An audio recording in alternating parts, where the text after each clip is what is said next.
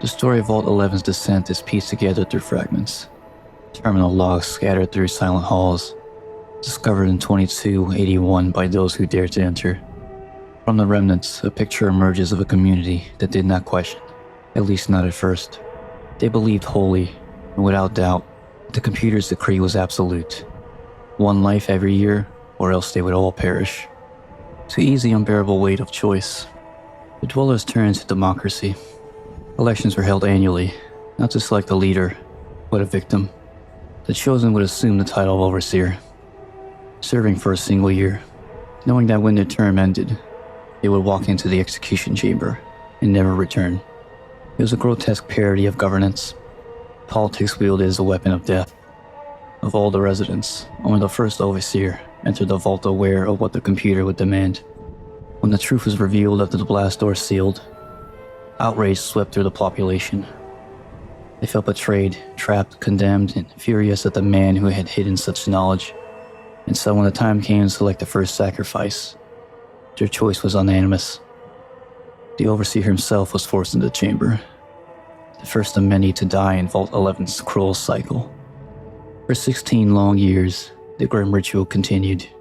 Each election brought forth a new overseer, and each overseer walked unflinching, or unwilling, into the execution chamber at the year's end.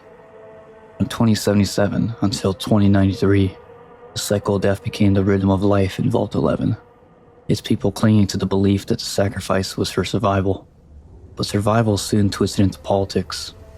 Out of desperation, or perhaps opportunism, factions began to form, shaping themselves into pseudo-political powers known as voting blocs. There were 6 in all: the Allied Service Workers Bloc, Divine Will Bloc, the Human Dignity Bloc, Justice Bloc, the United Vault Technicians Bloc, and the Utilitarian Bloc. Each carried its own vision of what was right for the Vault, though all were bound by the same cruel framework. One of their number must die every year. The blocks turned the election process into a theater of manipulation. Pamphlets circulated through the corridors, plastered with slogans and promises. The walls of the Vault became canvases for venomous propaganda, where lies, accusations, and character assassinations were scrawled in ink and paint. Overseer candidates were less leaders than martyrs, pushed forward by the bloc in a dance of power that always ended the same way, with the overseer's blood spilled in the chamber of sacrifice. What had begun as tragedy was now ritualized cruelty, dressed in the hollow trappings of democracy. The Vault was eating itself alive, one election at a time. As the years dragged on, the elections grew more twisted. What had begun as a grim necessity devolved into a corrupt spectacle, wrapped by the ambitions of the bloc leaders who had thrived in the Vault's poisoned democracy. Bribes, threats, and deceit became the currency of power. Each election a rigged game where the outcome served the blocs rather than the people. The Justice Bloc, the most powerful of the 6, was led by a man named Roy Gottlieb, a figure whose grip on the Vault was as ruthless as it was absolute. When the time came close to choose the next overseer, Gottlieb and his allies turned to the eyes of Catherine Stone. They cornered her with an ultimatum. Unless she submitted to their demands, sexual coercion, massive political bargaining, they would nominate her husband, Nathan, for the overseer's chair. Refusal meant her husband's death. Bound by desperation, she gave in. Despite her capitulation, the Justice Bloc betrayed her, nominating Nathan Stone regardless. Their promise had been a lie from the start, a cruel trap meant only to secure old dominance while destroying the Stones in the process. Catherine Stone did not break quietly. In the wake of betrayal, her dignity stolen, her husband condemned, something inside her snapped. One by one, members of the Justice Bloc fell by her hand, each death a stroke of vengeance carved into the Vault's poison halls. The massacre served her in more ways than one. By cutting down the Vault's most corrupt power, she not only avenged the cruelty brought upon her, but also guaranteed Nathan's survival. With the Justice Bloc shattered, Catherine's name rose swiftly through the chaos. To many, she was the only clear choice for Overseer's chair, an avenger turned savior, whose ascension would cleanse the Vault's diseased politics. When the votes were cast, her plan bore fruit. Catherine Stone became the next overseer. Her husband spared the fate of the Justice Bloc had promised him. Yet her victory was hollow, for the system remained the same. The overseer's term ended not with triumph, but with the execution chamber. Catherine had secured Nathan's life, but only by stepping into Death's shadow herself. Catherine Stone wasted no time in reshaping the Vault's broken order. Her first act as Overseer was to issue Overseer Order 745, a decree that shattered the foundations of the election process. No longer would Overseers rise and fall through corrupted ballots and propaganda. From that day forward, the Vault's computer would select the Overseer at random, stripping power from the blocks that had twisted democracy into the weapon of cruelty. The announcement struck like a hammer blow. For the fractured blocks, it was a relief, but for the remnants of the Justice Block, it was an outrage. Roy and his followers, who had once ruled Vault 11 through fear and manipulation, now saw influence reduced to nothing. To them, Catherine's decree was not reform, but theft. So they conspired. In the shadow corners of the vault, they whispered of retaliation, of seizing back control through force. Their coup erupted in blood and fire.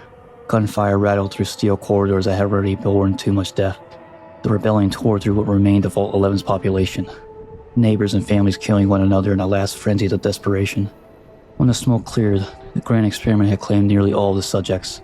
Where once hundreds had lived, only 5 Vault dwellers remained alive, standing among the ruins of the community. They were weary, hauled by grief, their families and neighbors buried by years of false sacrifice and political bloodshed. No longer willing to carry on the cycle that had devoured their people, they resolved to face the truth together. Side by side, the 5 walked into the sacrificial chamber, the room where so many Vault Overseers had been condemned before them. But this time, there would be no victim. Together, they stood before the Vault computer and made their choice. They would not sacrifice another life. They would not bend to the cruelty of the command. The computer's response was not death. Instead, the machine's cold voice delivered a message never heard before in the Vault's long, bloody history. It congratulated them, commending their commitment to human life as a shining example to us all. Then at last, it revealed the truth. The yearly sacrifices had never been necessary. The people of Vault 11 refused from the beginning. The Vault door would have opened, granting them freedom. The survivors are left in stunned silence, their faces pale with horror. All those years, all those deaths, every drop of bloodshed, their entire torment, had been for nothing. Vault 11's experiment was over, but its lesson remained written in tragedy, the cost of obedience, and the price of blind faith. When the truth was finally laid bare, 5 survivors made their way to the Vault's entrance. They were standing before the massive blast doors that had tombed them for 16 years. They wrestled with the weight of their sins. A recording preserved their final conversation, a debate not over survival, but over penance. Some believed there was no redemption. To them, suicide was the only fitting punishment, a way to bury their shame forever, and ensure that no outsider would ever know the depths of cruelty to which they had fallen. 4 of the 5 agreed. Death was the only way to atone. But one man pleaded for another path. He begged the others to live, to leave the vault, to tell the world that what happened within these steel walls so that others might learn from their mistakes. His words fell on deaf ears. The recording ends with the echo of 4 gunshots, then silence. 4 lives extinguished in the doorway of their prison. 1 pistol fell to the floor, discarded by the lone dissenter. Of him, history records nothing more. His fate, whether he walked into the Mojave sun or succumbed to despair, remains unknown. 2 centuries, the skeleton remains of the 4 lay slumped in the entrance chamber, mute witnesses to Vault 11's greatest lesson, that the true cruelty of the experiment was not in the test itself, but in how readily its victims obeyed.